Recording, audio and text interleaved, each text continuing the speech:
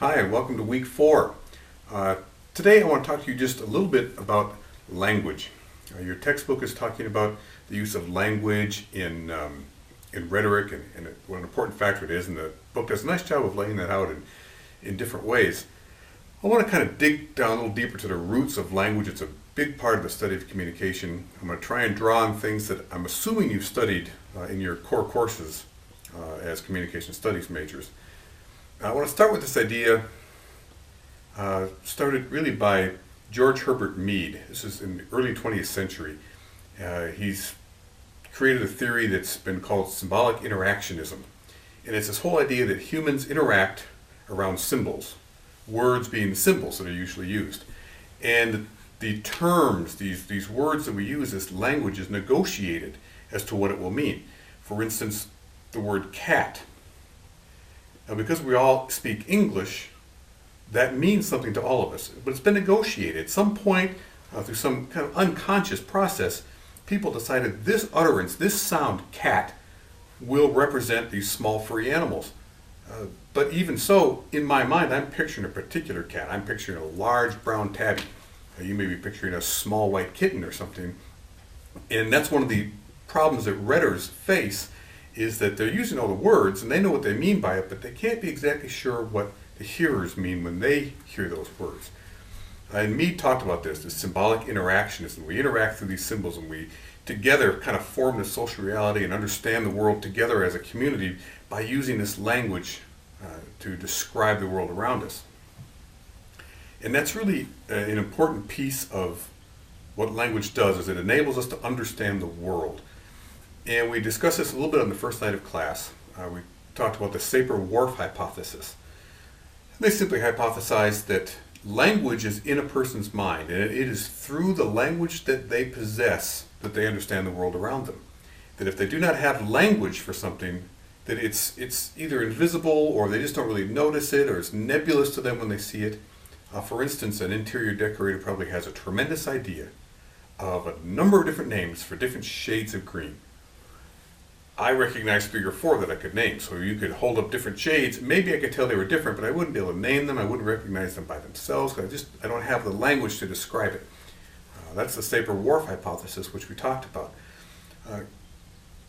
Kenneth Burke, who we talked about in our first mini lecture, he really believed in this idea and thought that as society works together and we negotiate this language, we end up developing terms. We use terms to describe things, and within a group we just use a term to describe a particular thing, and between different groups those terms may mean something else. And we end up with this whole terminology, and cognitively Kenneth Burke talks about terministic screens, where that terminology is this screen between you and the reality that you perceive. And so as the stimulus from the world around you comes in, it goes through this terministic screen, which is this screen created from this terminology. And how you see things is based on how you've defined them in language. Kenneth Burke said that humans, what separates us from the animals is that we use symbols. We are a symbol-using animal and a symbol-misusing animal. And that's the thing that separates us, that we have these symbols and we attach all these meanings to these symbols. And again, the fact that different people apply different meanings to what appear to be the same symbols is where misunderstanding comes from.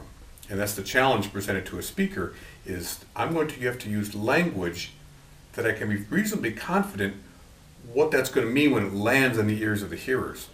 And how frequently do politicians especially say something that they meant something by it, and there's this firestorm because it was heard a different way. Right now it's Barack Obama and his comment about the bitterness of people in small communities. And what a firestorm. And certainly he didn't mean what people are hearing, because that would have been political suicide to have said that. But those words meant something to him. They meant something different to the hearers. And people are jumping on that and trying to define what he meant by those words rather than allowing him to define them. This is politics at work. So this is another function of language. It tends to bind us together. We could even be scriptural about this. The Tower of Babel in the book of Genesis, in chapter 11, God says, look at these people. They have a common language, and because of that, nothing they imagine can be denied to them. Anything they want to accomplish, they can accomplish because they have a common language. And God didn't like the direction that was going, so he wanted to limit their ability to do whatever they wanted, and he did it by changing their language. Because without that, they don't have the language that binds them together as a single unit that enable them to go forward and accomplish great things. So there's a biblical precedence here. And look at the Garden of Eden. One of the first orders of business for Adam was God marched all the creatures in front of him and he had to name them. That was like the first order of business. There's something about putting names on things and creating language. And then this all binds us together. Borman's symbolic convergence theory, you would have studied that in your group communication class, or you probably call it fantasy theme or fantasy theme analysis.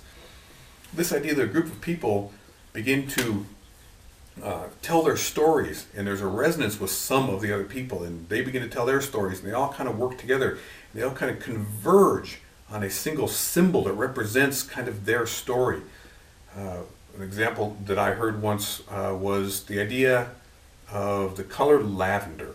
In the Twin Cities here, there's a magazine called Lavender. It's a magazine for the gay community. But somehow, through the stories that they've told, they've converged on this one symbol, the color lavender, that releases all of these ideas of what that subculture is and means, and it's this one symbol, and there's all these stories that have converged into this one symbol that releases all of that. And that is Borman's idea of symbolic convergence. And looking at it from a rhetorical perspective, when someone is speaking, they can use words that will cue entire communities. Republicans will talk about small government. And when other conservatives hear that, they think, yes, that means less taxes, that means less government intervention in my life. It means I can live my life the way I want to without people regulating me, and I can invest my money, I can use my money and do what I want with it. That's small government. And so with the release of that single utterance of small government, it releases all of this meaning. And speakers need to try and capitalize on that. And that's why language is so important. Because the language that they use will resonate and release all this meaning to the group of people that they're trying to speak to. It will also release a lot of meaning to people that are opposed to them. To small government, to a liberal politician, would mean a government where there is no social safety net, where people are allowed to fall through, where poor people are not taken care of because the government doesn't have enough money to care for its citizenry. That's what it means to somebody on the liberal side of the political spectrum. So again, we've got small government, same word, different meanings. It's an important piece for public speakers that they need to address, is what is this going to mean to the people I'm targeting? This is a process that, as you're looking through the speeches, you can look at the language they're using. Can you tell who their target audience is by their language? Do you think they're hitting their target audience? A great example, you hear about this all the time, is if people in a country are fighting against a government that the United States doesn't like, these are freedom fighters. But if the people in a country are fighting against a government that the United States does like, these are terrorists. Same activity, same behavior, it's just two different words that releases two completely different meanings. A freedom fighter is fighting against oppression of the government. A terrorist is fighting against democracy and freedom.